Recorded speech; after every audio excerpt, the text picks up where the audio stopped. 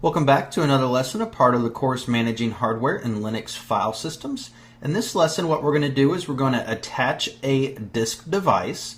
And then from there, we're going to learn how to partition it, mount it to our system, and then take a look at the fstab file inside of our etc configuration directory and learn how to mount this device every time we restart our server or computer. So there's a lot of different options for the fstab file, and we'll talk about those as we go in there. And so let's just go ahead and get started. So part of the Linux Academy, I'm just going to mount server disk. I already have a volume there, so I'm just going to go ahead and start over. I'm just going to hit delete. It's going to take a second. And then this was from the previous lesson we just did when we just mounted the volume. Create volume. What this is doing is it's simulating plugging in a device into our system. Now, if you're just following along on your regular system and you have a USB device or a external hard drive, you can actually just go ahead and plug this into your system via USB, and that's exactly what's occurring here. So what we have is, now that that's on there, we need to be our root user. Now we can use sudo, but it's a lot easier just to su into root for here. Okay, so I'm going to go ahead and go into not the etc but the cd dev directory, and this houses all of our mounted devices. And so if we look at what the Linux Academy says, it says it's mounted on /dev/xvdf, and we see that it's mounted right here. Now what we can do is we can actually partition this device. So it's currently mounted at 1 gig in size. Now we can have up to four primary four partitions, excuse me. We can have up to 4 partitions on this disk. Now Linux doesn't care whether it's a primary or extended partition. That's really kind of for old school BIOSes, and that was really a Microsoft thing where Microsoft required your boot device to be on a primary partition. So we can just go ahead and select primary for what we're going to do, and we're just going to create one, or maybe we'll create 2 disk partitions. So what we'll do is we want to start partitioning our device, our XVDF device. And to do that, I'm going to say fdisk and then the device name. Now, fdisk, you want to make sure that you're partitioning your right device. If you're partitioning the wrong device, that could cause issues, or you could potentially delete a partition with data on it. So you want to just be very cautious of what you're doing. So you have fdisk, and again, our partition name, and it takes us in here. Now we're going to do M for help, and we're going to see our different options. Now we're not going to do all of these options. All we're going to do is create a new partition, and then we're going to write the changes. So real quick note, if you create a partition and do all your partition work and quit, then it's actually not going to save your changes. It's not going to write your changes to disk. Now that's a good thing, because that gives you an option to back out if you've screwed something up. Now that's a very important thing to remember. Now, in order to write our changes or apply our changes to disk, what we're going to do when we're complete is we're going to type W, and that'll write table to disk and exit. So what we want to do is we want to create a new partition. So we'll say N, and it's going to say, hey, do you want a primary or extended? Now again, you can have up to 4 primary devices, or excuse me, 4 partitions altogether. You can have primary or extended. And we're just going to do primary because for Linux it doesn't matter as much for us. Okay, so we're going to number our partition. It's going to be 1, and it's going to ask the size and how far we want it to go. Now we can change the size in megabytes, gig, or kilobytes. We're just going to keep it how it is, and the default here is the full entire partition. If we wanted to create 4 separate partitions with say 250 megabytes per partition, we can do that on this 1 gig device. But we're just going to, and this is where we would specify how much we would want to do. We're just going to keep the default, which will keep the entire partition for us. And if we were to quit here, we'll notice if we do an ls, it didn't write to the device because our device still says XVDF. It doesn't say XVDF1. That's because I quit. It didn't actually apply the changes or write the changes to disk. So what we'll need to do is we'll need to go back in there and do this again. Now that's an important note. That's probably going to be a question somewhere for you. So that's just an important thing to remember, because a lot of times you can be going quickly and you need to get out of it and redo something. Now that's just a great method. So we're going to create a new one. We're going to do primary. We're just going to name it 1. We're going to keep the default for sizes. And now we want to write our changes to disk and exit. And you'll see what it says here is the partition table has been altered, syncing disks. If we do an ls, we'll see our partition is now known as xvdf1, or we have an xvdf1 partition. Our device is still on there, but we have a partition of 1 gig, which is the entire device size for our mounted device, or at least the device mounted via Linux Academy. If you're mounting a different device, it could be a different size. If you have an 8 gig USB stick, or if you have something else. So now what we want to do is we can't do anything yet. We need to create a new file system. Maybe. Let's take a step back and talk about that for a second.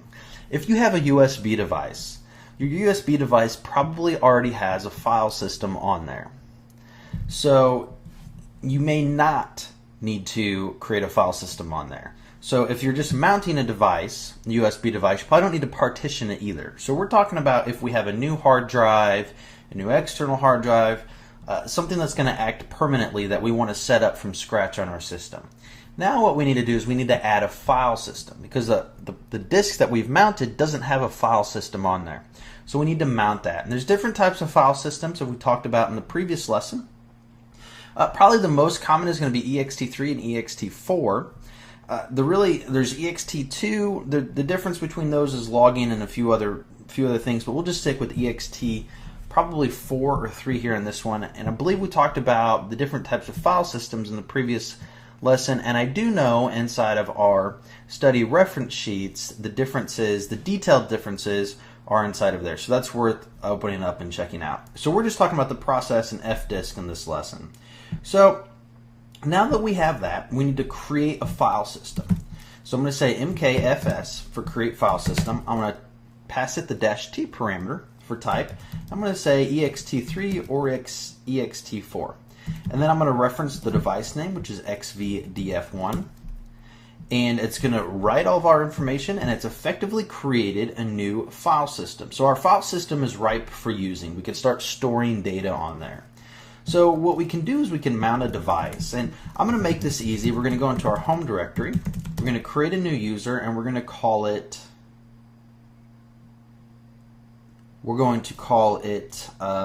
mount. Well, we didn't create a new user, we created a new directory.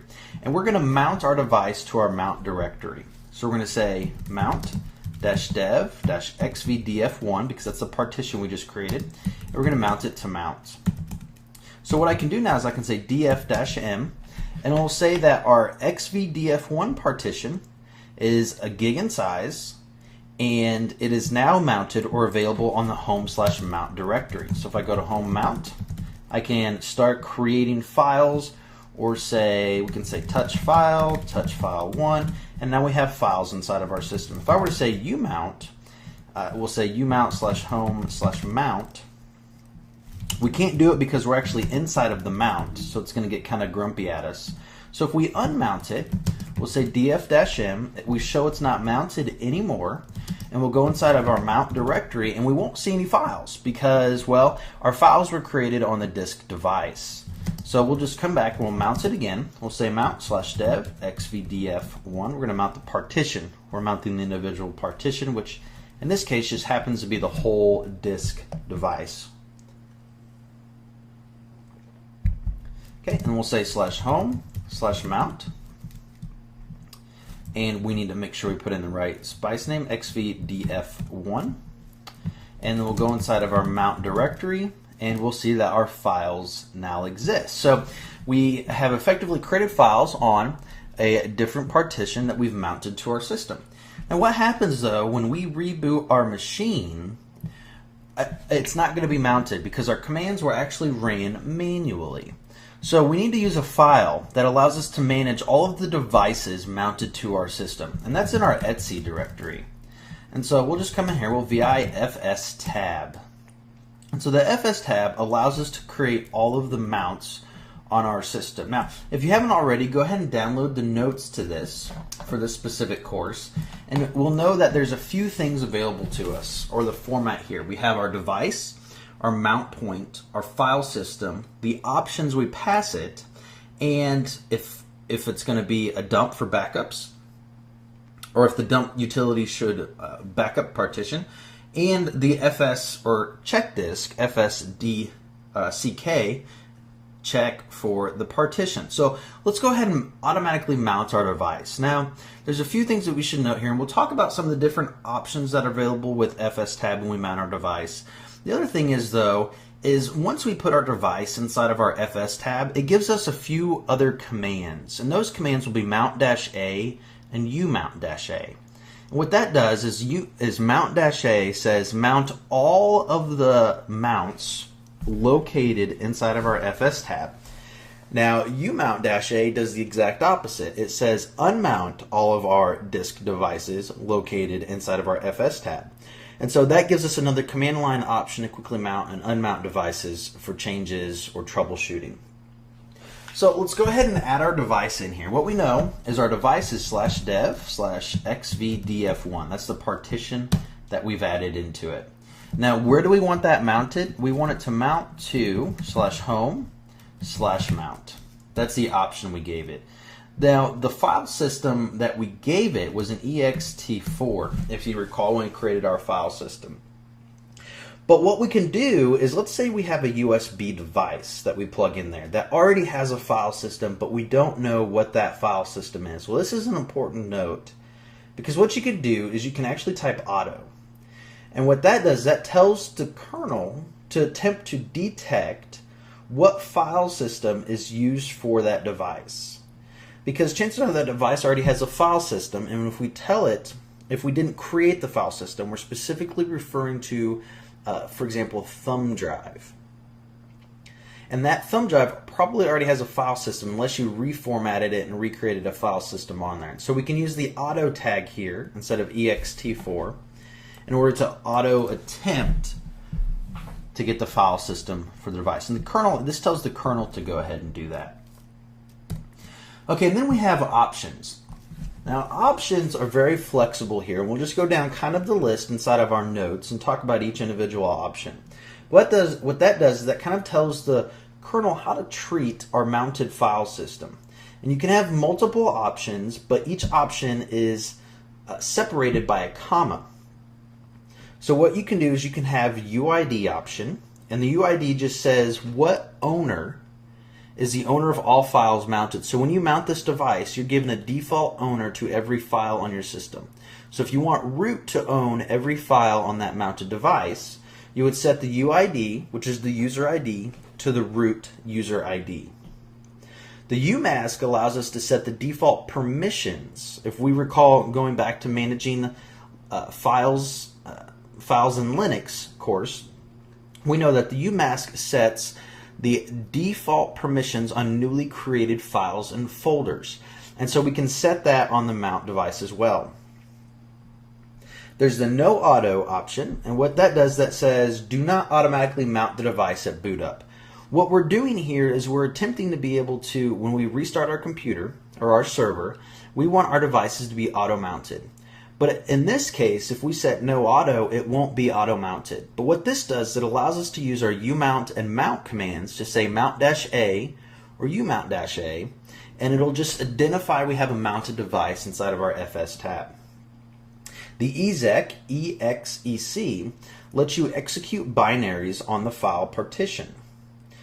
Now, reversely, no execute, NOEXEC prevents you from doing that. So if you have a program that you're wanting to execute on your system that has executable permissions, this will allow you to execute those or not execute those. If you only want the partition to be used for files and you do not want any executable files to be done on this, then that's an option you would use. The RO option says you can mount the file system as read-only. So when you mount it, let's say this is an archived piece of data that you're giving your end users. When you mount your device, you can say you can access this, but you can't write to it. That's a security issue. We don't want you altering this archived information. You can't edit a file, you can't do anything, but you can read the contents of the file if you want. RW is mount the file system with read and write privileges, and this is the default for that. You just want to mount it as a regular file system that you can use on your device, and that's RW. The user option says allow normal users to mount this device. So that means a user on your system without sudo or root privileges will be able to mount and unmount your device. No user says only root can mount and unmount your device. Now the defaults for this, or the defaults, if we were to say defaults here for our option, and that's usually the most common, but the defaults say that the partition will have rewrite privileges, it has executable privileges, it has no user, so the root user doesn't have to do it. And it's auto, so it automatically mounts your partition upon boot up, which of course is our goal for this specific lesson. So those are the defaults that come with it.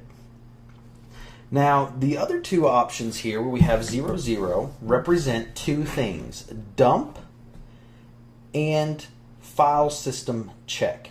Now, the dump, if set to 1, tells the dump utility that we're going to back up a partition.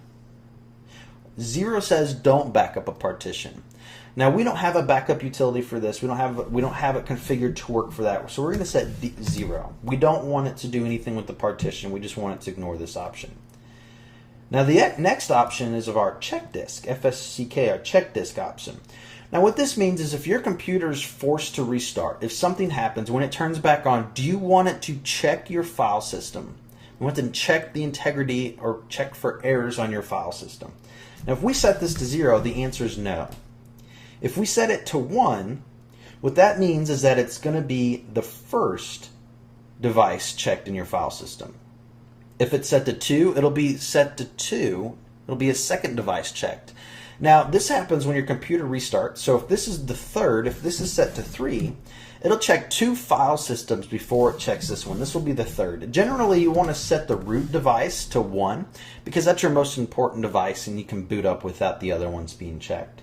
So this is just an external storage device that we've attached to it. So we're going to do 0. We're not really interested. We're not interested in doing that. And so we're just going to do 0 and we'll save and exit. And now that our device is already mounted, we have two options. We can run the umount-a command, which will detach anything if it's possible. Now, if a device is in use, meaning if we have a file open inside of swap, inside of the location, which in our case is home/mount, or if we're in that location, it may not always work because it doesn't want you to be in there. But if you notice, our device that we have is no longer mounted. So what we said was, anything on this device that can be detached, unmounted, is we just unmounted it. Now we're going to do mount-a. Now again, the umount-a, umount will unmount all devices, if possible, listed in your etc fstab directory, or excuse me, configuration file. Mount-a does the opposite. It attempts to mount everything. Now if we see here, we know that we've configured our fstab directly correct, or configuration file correctly, because our mount is actually there now, which means that when our server or computer reboots next time or shuts down unexpectedly or has to go through the restart process again, it'll automatically mount our device. And so we've successfully created or attached to this device. We've created a partition on that device, and we know we can create multiple partitions. Then we have mounted that device, or created a file system. We mounted it, then we added it to our fstab, and the fstab says, hey, we want this to be part of our system on a regular basis. And we used mount-a and umount-a in order to unmount all devices in fstab and mount all devices in fstab to demonstrate that we've configured our external disk device properly. So we know that everything is configured properly. Great job. If you have any questions, go to support and help. Don't forget that we do have one-on-one time if you do have any questions, and go ahead and complete the lesson, and great job.